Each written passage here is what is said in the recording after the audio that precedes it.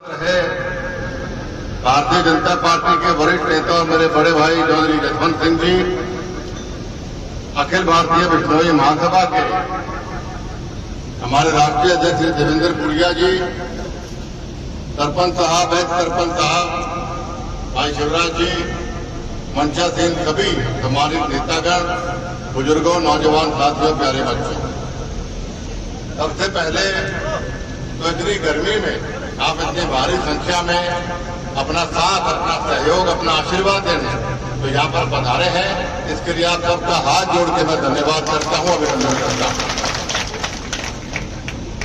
मैं यहाँ बैठा हुआ था, जसवंत सिंह जी से प्रार्थना कर रहा था और देवेंद्र जी को भी मैं कह रहा था कि मैं आज एक शोक में भी आना पड़ा मुझे, तो मेरा परिवार में शोक है तो मेरा भाषण देना शोभा नहीं देता, लेकिन अभी मुझे माइक दिया तो एक दो बातें बोलूंगा। लंबा भाषण आज मैं नहीं दे पाऊंगा तो अच्छा नहीं लगता, क्योंकि जवान मौत हुई है हमारे, आप जानते हैं, रिश्तेदारी में। हम सभी जानते हैं कि चुनाव सिर पे है, गहलोत साहब भी जानते हैं चुनाव सिर पे है। अब लोगों के बीच में कैसे जाए? तो 4.5 साल तो सिवाय घोटालों को लूटने के उन्होंने कुछ किया नहीं। तभी अनाप शनाप पिछले 4-5 महीने से घोषणाएं हो रही हैं, मोबाइल ले लो, मोबाइल ले लो, आटा दाल ले लो, ये ले लो, वो ले लो। इनके लोग आपके पास आए, इनके नुमाइंदे आपके पास आए, तो आपको उनसे पूछना चाहिए। आप उनको वोट देते हैं, आपका अधिकार है सवाल जवाब करने का। मैं हरियाणा में जहां भी जाता हूं, मेरे अपने लोकसभा, अपने विधानसभा क्षेत्र के अंदर भी लोगों को मैं कहता हूं कि भाई जो वादे मैं आपसे करता हूं और फिर अगर चुनाव में दोबारा आता हूं तो मेरे से जवाब मांगो, और मैं जवाब दूंगा क्या क्या पूरे किए मैंने। जब जनता जवाब मांगने लग जाती है तो नेता डरता है, वो काम करके आता है फिर आपके पास। तो आपके पास अगर ये कांग्रेस के लोग आए, आप उनसे पूछिए कि 4.5 साल आपने क्या दिया राजस्थान की जनता का। चाहे वो नीट घोटाला था, चाहे वो आरएएस घोटाला दिया, कोई पेपर होते, कोई नौकरी निकल के पेपर पहले लीक हो जाते हैं, वो घोटाले थे। तो क्या घोटाला भ्रष्टाचार की सरकार है? यहां तक कि इनकी सरकार के पूर्व मुख्यमंत्री सचिन पायलट ने भी 45,000 करोड़ की करप्शन पे आरोप गहलोत पर लगाए। उनके खुद की पार्टी का आदमी लगा रहा है, ये सोचने वाली बात है कितनी बड़ी करप्शन की हो। तो क्या आप दोबारा एक भ्रष्ट सरकार को लेकर आना चाहते हैं? तो आप जानते हैं राजस्थान एक अमन पसंद प्रदेश हुआ करता था हमेशा। इन 4.5 सालों में महिलाओं पे कितने प्रताड़न के, बलात्कार के कितने केस बढ़े कि हिंदुस्तान में 1 नंबर में पहुंच गया।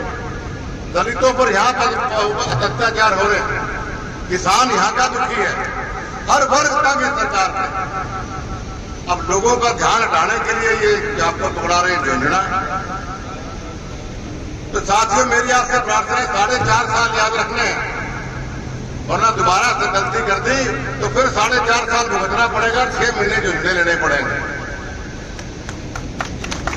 दूसरी तरफ आपके साथ भारतीय जनता पार्टी, क्या नरेंद्र मोदी जी के मुकाबले का कोई एक भी नेता हिंदुस्तान में किसी पार्टी के पास है? क्या आज से पहले कभी आपने देखा कि कोई देश का, हिंदुस्तान का प्रधानमंत्री किसी देश में गया हो तो उस देश का राष्ट्रपति या प्रधानमंत्री पैरों पे आने लगाता हो?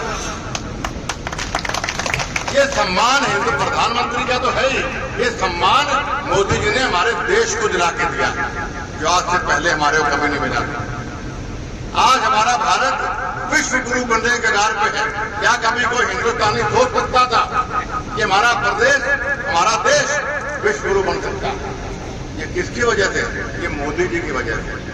तो आने वाले विधानसभा चुनाव में यदि आप चाहते हैं कि हमारा देश और मजबूत बने, आने वाले विधानसभा में यदि आप चाहते हैं कि हमारा प्रदेश और मजबूत बने, तो आपको नरेंद्र मोदी जी के हाथ मजबूत करने पड़ेंगे। इसलिए साथियों, मैं आपको विश्वास दिलाता हूं, राजस्थान के साथ मेरा भावनात्मक लगाव, मेरे पिताजी स्वर्गीय युग पुरुष बिश्नोई रतन चौधरी भजनलाल जी 2 बार यहाँ के प्रभारी रहे थे, उनके साथ काम करने का मुझे मौका मिला था। और कितने सालों से मैं वैसे भी आपके बीच में आ रहा, क्योंकि लगाव मेरा आपके साथ हुआ। उस लगाव की दुहाई देते मैं आपको कहता हूं कि जब भी हमारी सरकार बनेगी यहाँ पर, जो हमारे मुख्यमंत्री बनेंगे, उनसे आपकी आवाज बुलंद करने का काम आपका भाई, आपका बेटा आपके लिए करेगा। ये मेरा आपसे वादा। क्योंकि साथियों में फिर आपको दोहराना, लंबा चौड़ा भाषण देना मेरा शोभा देता नहीं।